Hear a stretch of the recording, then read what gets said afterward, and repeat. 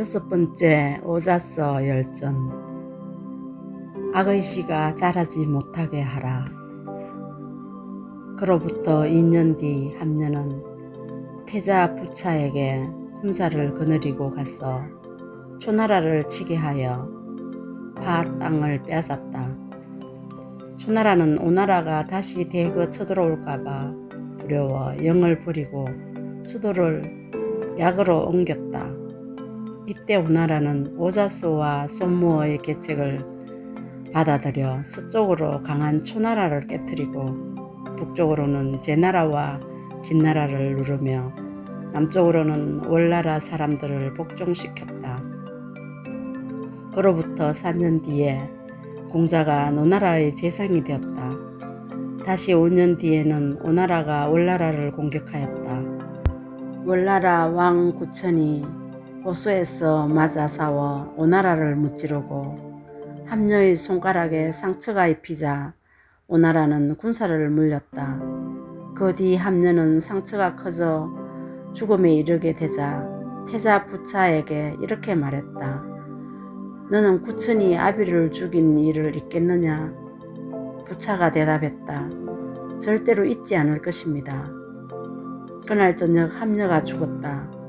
부차는 왕위에 올라 백비를 왕실 안팎의 일을 처리하는 태제로 삼고 군사들에게 싸우는 법과 활 쏘기를 가르쳤다.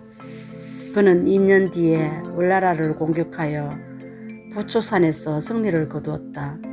월나라 왕 구천은 남은 병사 5,000명을 이끌고 회계산에 머물면서 대부 문종을 시켜 오나라 태제 백비에게 많은 선물을 보내어 화해를 청하고 월나라를 오나라에 바쳐 자신은 오나라 왕의 신하가 되고 자기 아내는 그의 첩이 되도록 하겠다고 했다. 오나라 왕이 이 요청을 받아들이려고 하자 오자스가 간언했다. 월나라 왕은 아무리 힘든 고통도 잘 견뎌내는 사람입니다. 지금 그를 없애지 않으면 훗날 반드시 후회할 것입니다. 그러나 오나라 왕은 오자스의 말을 듣지 않고 태제 백비의 계책에 따라 월나라와 친교를 맺었다. 그로부터 5년 뒤에 제나라 경공이 죽었다. 오나라 왕은 제나라의 세 군주가 유약하다는 말을 듣고 제나라 대신들이 서로 권력 다툼을 하고 있는 틈을 타 군사를 일으켜 북쪽으로 제나라를 치려고 하였다. 그러자 오자스는 이렇게 간언했다. 구천은 반찬 하나로 밥을 먹으며 문상과 문병을 하고 있습니다. 이것은 장차 그들을 요긴하게 쓰려고 하기 때문입니다. 그를 죽이지 않으면 반드시 오나라의 걱정거리가 될 것입니다. 지금 오나라에 월나라가 있다는 것은 뱃속에 병이 생긴 것과 같습니다. 그럼에도 불구하고 왕께서는 월나라를 먼저 없애려 하지 않고 제나라를 치려는데 힘을 기울이고 있으니 어찌 잘못된 일이 아니겠습니까? 그러나 오나라 왕은 오자스의 말을 듣지 않고 제나라를 쳐서 제나라 군사를 예롱에서 크게 무찌르고 여세를 몰아 추나라와 노나라 군주까지 협박하고 돌아왔다. 그 뒤로 오나라 왕은 오자스의 계책을 더욱 호치하였다. 4년 뒤에 오나라 왕은 또 북쪽으로 제나라를 치려고 했다.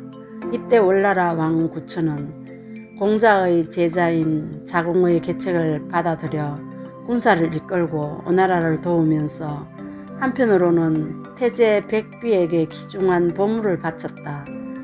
태제 백비는 이미 월나라 왕이 주는 뇌물을 여러 차례 받았기 때문에 월나라 왕을 유달리 좋아하고 믿어 밤낮을 가리지 않고 오나라 왕에게 월나라 왕을 좋게 이야기하였다.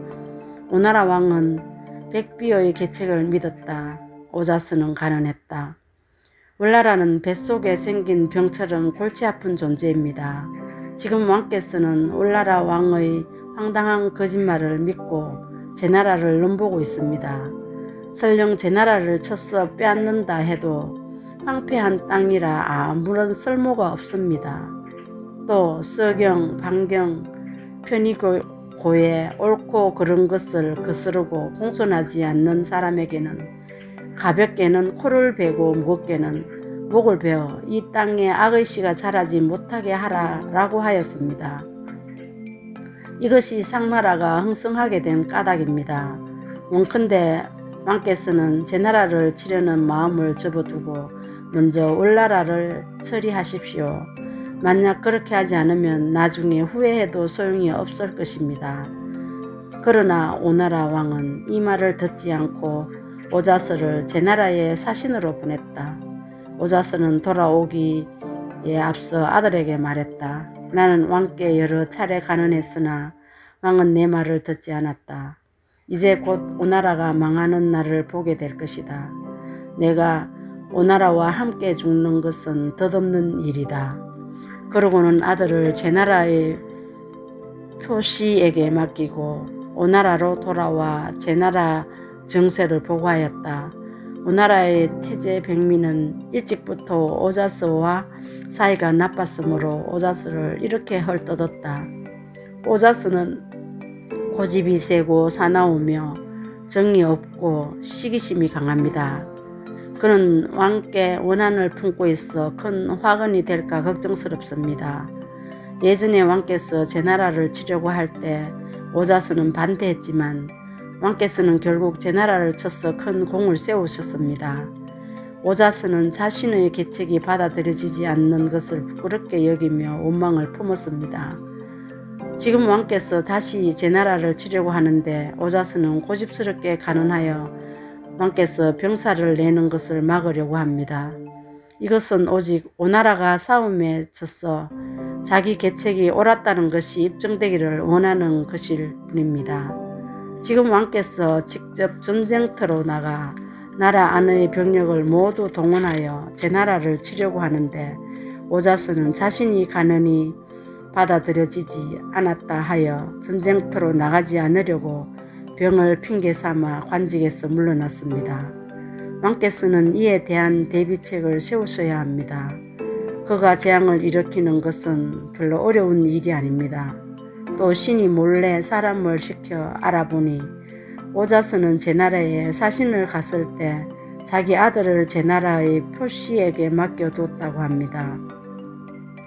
오자스는 신하가 된 몸으로 나라 안에서 뜻을 이루지 못했다고 하여 밖으로 제후들에게 기대려고 하며 선왕의 모신이던 자신이 지금 버림을 받았다고 생각하여 늘 원망하고 있습니다.